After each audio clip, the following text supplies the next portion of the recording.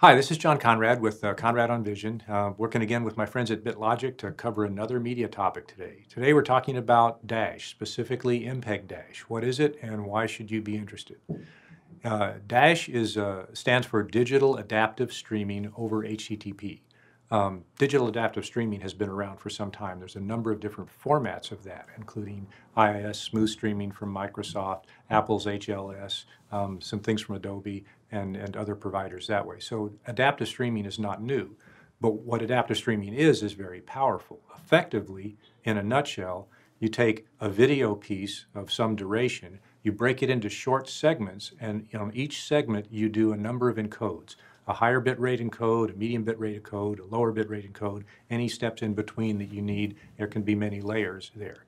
Now you have the long piece broken up into short pieces that each have alternate smaller bit rates associated with them. That means that when that's on the server on the internet, if you have large connectivity to the internet, you may be able to move up to the higher bit rate chunks as you're streaming your piece in and get a nice high definition viewing of whatever you're wanting to watch.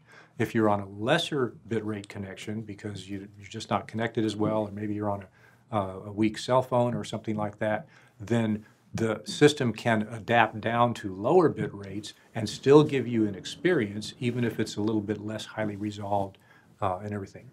The adaptive streaming protocol gives you these choices and allows you to ride through different connectivity to avoid stalling, crashing, and other things like that that we've encountered when we've tried to do progressive downloads of fixed bitrate product in the past. So overall, it's a great system, as witnessed by the fact that it's been adopted by so many. Now, what makes MPEG Dash just a little bit different is that it's been codified and standardized. It's, in fact, the only standardized adaptive streaming over HTTP on the market right now. And it's gone through the standardization process. There's less proprietary things about it. In fact, no proprietary things about the HTTP protocol needed to run it. So this opens the doors for more people to adopt this particular protocol. So a couple of parts of it. On the upstream side of it, the servers, the specialized servers that were required for Flash or for IIS smooth streaming or things like that, are no longer required for the MPEG Dash HTTP transfer protocol. This is standard transfer protocol that you're using on websites all day long, every day. So it eliminates that proprietary step in the upstream side.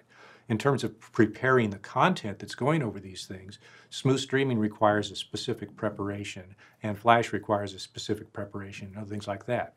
The hope here is that the codec associated principally with MPEG Dash are the MPEG H.264, H.265 codecs. So you can see people going to a Dash adaptive streaming format using those codecs and being able to simplify their processing engines and facilities because they don't have to maintain multiple different standards that are non-interoperable protocols. There's one protocol. Maybe people have different profiles of it, but it's at least the same protocol.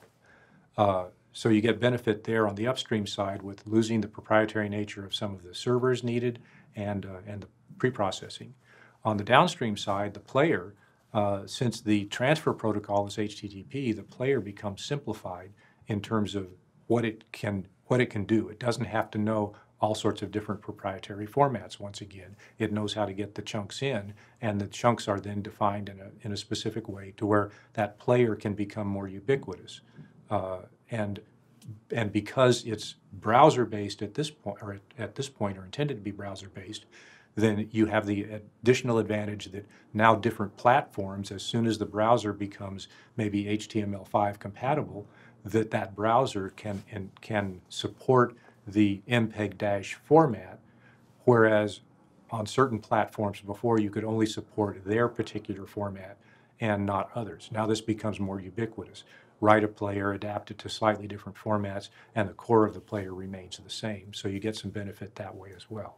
Now, is it a perfect end-to-end solution?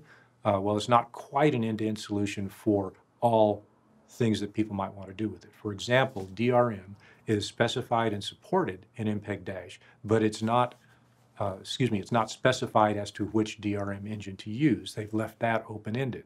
So somebody, a content service provider who is building content to go across a Dash format, if they have to have DRM implemented in it, has some decisions to make. Now, if you are in that position, I'd suggest looking closely at what the Ultraviolet Forum is doing, because the Ultraviolet Forum has a fairly short list of DRM engines that they have tested and have basically said these pass our muster as to things that will work for ultraviolet.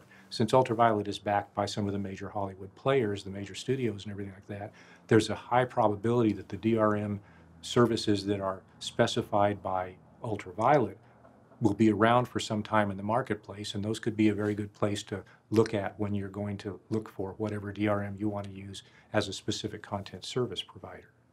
So, MPEG Dash. Why is it important?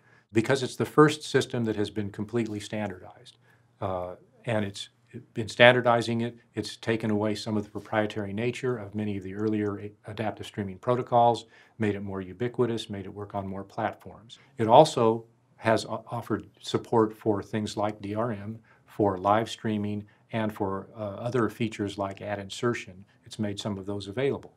So what we're seeing in the marketplace right now is a growing movement toward using MPEG Dash for various from content service providers and from various places. And we may see this become the dominant streaming protocol used on the internet in the not too distant future. So keep an eye on it. It's worth looking at.